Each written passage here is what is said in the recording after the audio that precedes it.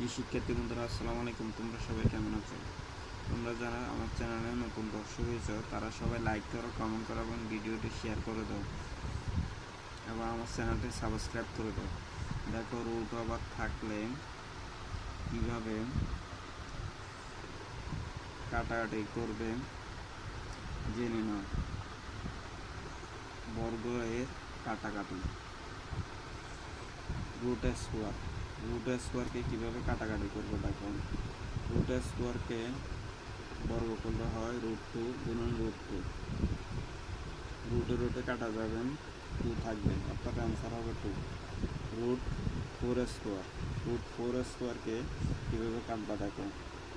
√4 square সমান √4 গুণন √4। এখানে রুটে কাটা যাবেন, 4 থাকবে।